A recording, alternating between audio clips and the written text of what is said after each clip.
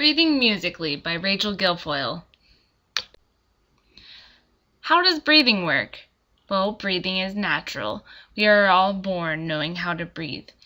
Sometimes there are people who don't know how to breathe automatically whenever they are born, but whenever they are in a hospital, they will get the help that they need to start breathing.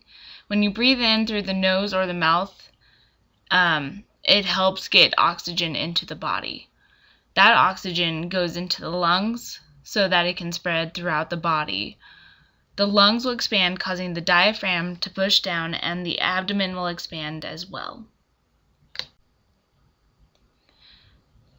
The oxygen is replaced by carbon dioxide when the body exhales. The lungs will release the air and become smaller. The diaphragm will raise because pressure from the extended lungs will not be there, and the abdomen will not be extended at that point. Breathing will continue as the body needs oxygen without any thought necessary.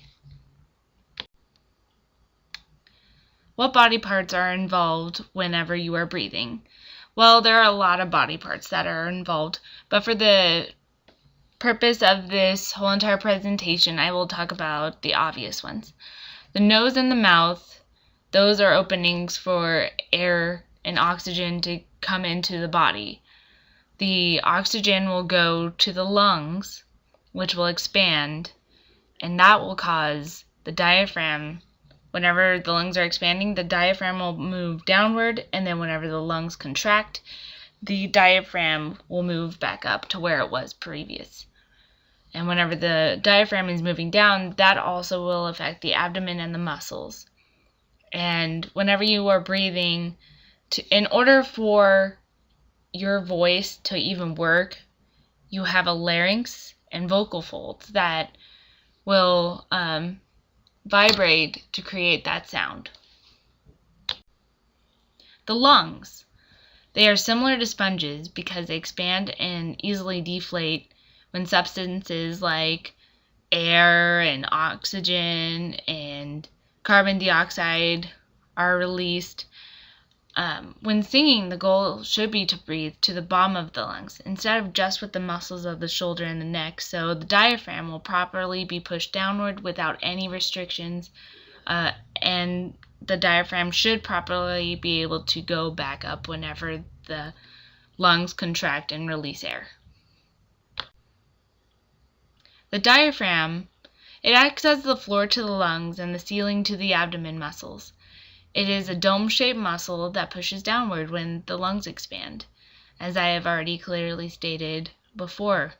The diaphragm is a muscle that it protects all of those organs in your body, and it creates a vacuum that allows you to suck in air. The vocal folds and the larynx. They open to take in air and let air out. They close when they are not activated in breathing, and when we speak or sing, the vocal folds are vibrating in order for us to do that properly. What is good and bad posture? Well, when standing, one should not be swaying backward, one should not be shoving their chest upward, one should not be leaning forward or slunched over. One should be holding his or her neck up in a upright position, almost upward, but maintain it more level. For good posture, you need to be relaxed as well. I mean, you should be standing up straight, but not so up straight that you feel rigid or tense in any way. You should still be relaxed. And whenever you are sitting, you should not be slunched over or rigid, like I said before. You should still be somewhere in between. You should be relaxed, but you should be sitting up enough that your diaphragm is not restricted in any way. Problematic breathing. Well, you can have problems when breathing? Well, yeah.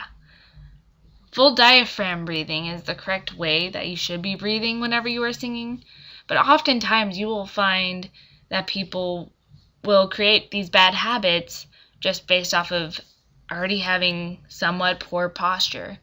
Some students will have upper chest breathing, and it involves shallow breathing, and their shoulders will be lifting, which is very distracting, and there will be restriction on the diaphragm and its downward movement. Rib breathing is incorrect too, although it does expand the ribs like it is supposed to, but it expands the ribs so much that it also restricts the downward motion of the diaphragm when the lungs are expanding. Unlike upper chest breathing or rib breathing, belly breathing prevents upward motion to the diaphragm so that it is very uncomfortable and it feels tense, and it's just overall not a good way to breathe to have good breath support. Now, why is breathing so important to singing?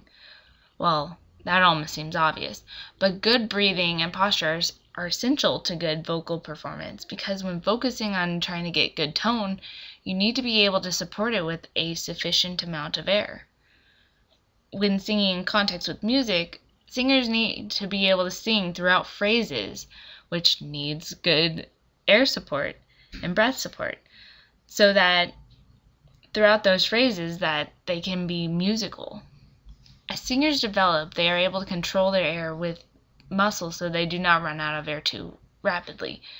What this generally means is that openings are going to have to become smaller so that air isn't released so fast. Now let's review. Breathing is a natural process that involves the lungs to expand and contract, while the diaphragm moves up and down with it when using the correct posture. There are wrong ways to breathe that are not helpful to singing. When singing, people should breathe to the bottom of their lungs so the diaphragm is able to push downward as well as go back upward. Breathing correctly is essential to singing comfortably and well, and with lots of musicality.